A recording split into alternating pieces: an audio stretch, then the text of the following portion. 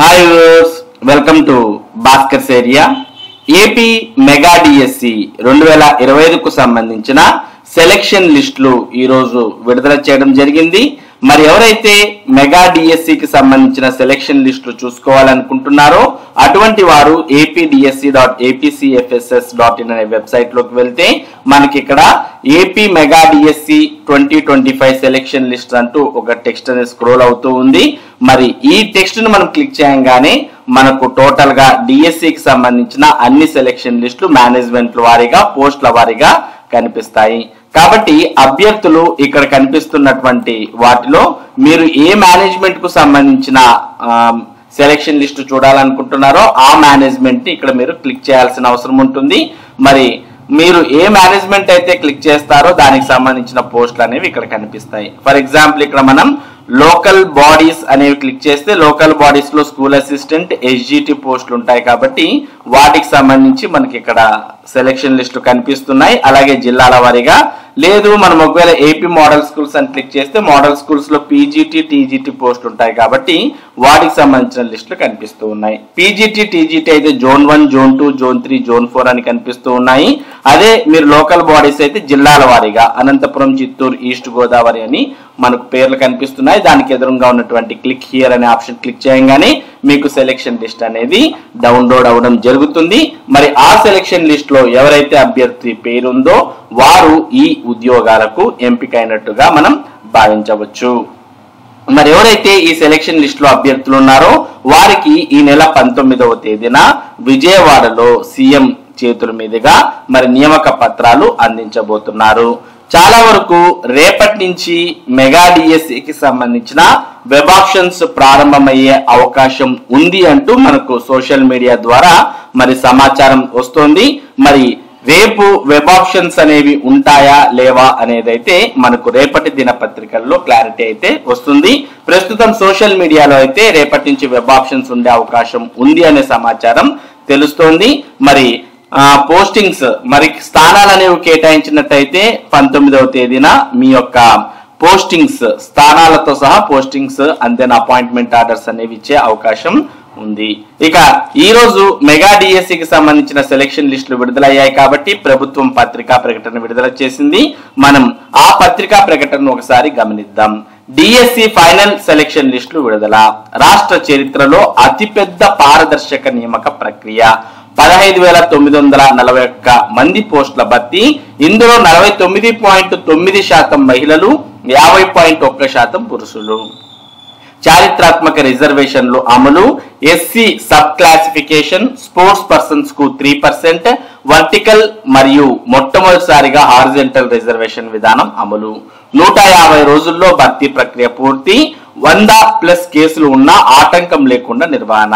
Second list లేదా waiting list ఉండదు. ఒక్క ఫైనల్ లిస్ట్ మాత్రమే విడుదల.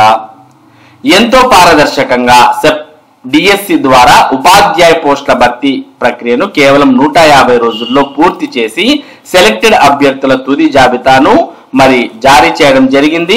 రాష్ట్ర పాఠశాల విద్యాశాఖ కార్యదర్శి కోన శేషధర్ పేర్కొన్నారు. సోమవారం రాష్ట్ర సచివాలయం ప్రచార విభాగంలో పాఠశాల విద్యాశాఖ డైరెక్టర్ విజయ రామరాజుతో కలిసి పాత్రికేయుల సమావేశంలో ఆయన మాట్లాడుతూ నేడు చాలా శుభదినమని ఉపాధ్యాయులుగా ఎంపికైన వారందరికీ హృదయపూర్వక శుభాకాంక్షలను తెలిపారు. ఫైనల్ సెలక్షన్ లిస్ట్ అందరికీ అందుబాటులో ఉందని చెప్పారు. ఆంధ్రప్రదేశ్ ప్రభుత్వం 16,347 ఉపాధ్యాయ పోస్టుల భర్తీకి మెగా డిఎస్సి 2025 నియామక ప్రక్రియను విజయవంతంగా పూర్తి చేసిందని, ఇది రాష్ట్ర చరిత్రలోనే అతిపెద్ద మరియు అత్యంత పారదర్శక ఉపాధ్యాయ నియామక ప్రక్రియ అని తెలిపారు. ఈ ప్రక్రియ 2024 జూన్ 13వ తేదీన జారీ చేసిన ప్రభుత్వం ఉత్తర్వులు నంబర్ 27తో మొదలైందని చెప్పారు. ఎక్కువ మంది అభ్యర్థులకు అవకాశాలు కల్పించడానికి ప్రభుత్వం అక్టోబర్ 2024లో రెండవసారి టెట్ పరీక్ష నిర్వహించిందని వివరించారు. 100కు పైగా కేసులు పెట్టినా ఏ ఆటంకం లేకుండా, విమర్శలకు తావు లేకుండా డిఎస్సిని నిర్వహించామని, కేవలం 150 రోజుల్లో మొత్తం భర్తీ ప్రక్రియ పూర్తి చేశామని వివరించారు. డ్రాఫ్ట్ కీపై 1,40,000 అభ్యంతరాలు వచ్చినా అన్నిటినీ సమర్థవంతంగా జవాబు ఇచ్చామని తెలిపారు. ఇక గవర్నమెంట్ ఆర్డర్ నంబర్ 77 తేదీ ఆగస్టు 2, 2023 కింద వర్టికల్ మరియు మొట్టమొదటిసారిగా హారిజంటల్ రిజర్వేషన్లను అమలు చేశామని చెప్పారు. మొదటిసారిగా ఎస్సీ సబ్ క్లాసిఫికేషన్ ను ఆంధ్రప్రదేశ్ రాష్ట్రంలో గవర్నమెంట్ ఆర్డర్ నంబర్ 46 తేదీ ఏప్రిల్ 19, 2025 కింద ప్రవేశపెట్టామని వివరించారు. అదనంగా జీవో నంబర్ 47 ప్రకారం మెరిటోరియస్ స్పోర్ట్స్ పర్సన్స్ కు 3% రిజర్వేషన్లు అమలు చేశామని తెలిపారు. ఈ నియామకాలు ప్రభుత్వ పంచాయతీరాజ్ మున్సిపల్ పాఠశాలలు అలాగే tribal welfare, social welfare, backward classes welfare departments కింద ఉన్న పాఠశాలలకు విస్తరించాయని చెప్పారు. అభ్యర్థుల నుండి అద్భుతమైన స్పందన వచ్చిందని ఏప్రిల్ 20 మరియు మే 15, 2025 మధ్య కాలంలో 3,36,300 మంది అభ్యర్థుల నుండి 5,77,675 దరఖాస్తులు వచ్చాయని వివరించారు. ముఖ్యంగా 87% అభ్యర్థులు వారి మొదటి ప్రాధాన్యత పరీక్షా కేంద్రాన్ని కేటాయించడం జరిగిందని అన్నారు. కంప్యూటర్ ఆధారిత పరీక్షలు జూన్ 6 నుంచి జూలై 2, 2025 వరకు 2 షిఫ్టుల్లో పటిష్టమైన భద్రతా చర్యలతో నిర్వహించామని తెలిపారు. ప్రాథమిక సమాచారాల కి జూలై 5న విడుదల చేసి జూలై 12 వరకు అభ్యంతరాలు స్వీకరించి నిపుణుల సమీక్ష తర్వాత ఆగస్టు 1న ఫైనల్ కి ప్రచురించామని వివరించారు. పెద్ద సంఖ్యలో అభ్యర్థులు మరియు కొన్ని కేటగిరీలకు షిఫ్ట్ల కారణంగా 69 కేటగిరీల్లో 9 కేటగిరీలకు జాతీయంగా గుర్తించబడిన నార్మలైజేషన్ పద్ధతిని ఈ 9 కేటగిరీ పోస్టులకు అవలంబించామని చెప్పారు. అన్ని సెషన్స్ లో న్యాయబద్ధతను నిర్ధారించడానికి మెరిట్ జాబితాను టెట్ స్కోర్ల నుండి 20% వెయిటేజీ మరియు డిఎస్సి స్కోర్ల నుండి 80% వెయిటేజీతో తయారు చేశామని వివరించారు. సర్టిఫికేట్ వెరిఫికేషన్ ఆగస్టు 29 మరియు మే 13, 2025 మధ్య 7 రౌండ్లలో ప్రత్యేక జిల్లా స్థాయి టీంలతో నిర్వహించామని చెప్పారు. వైకల్యాలతో ఉన్న అభ్యర్థుల వైద్య వెరిఫికేషన్ ను జిల్లా వైద్య అధికారుల పర్యవేక్షణలో బ్లైండ్, హీరింగ్ ఇంపైర్డ్, ఆర్థోపెడిక్ మరియు ఎంఆర్ కేటగిరీలలో వైద్య నిపుణుల సహకారంతో నిర్వహించామని వివరించారు. అభ్యర్థులకు సహాయం చేయడానికి రాష్ట్ర స్థాయి ఇన్ఫర్మేషన్ అసిస్టెన్స్ సెంటర్ ను స్థాపించి ఐటీ సిస్టంలతో సమన్వయం చేశామని చెప్పారు.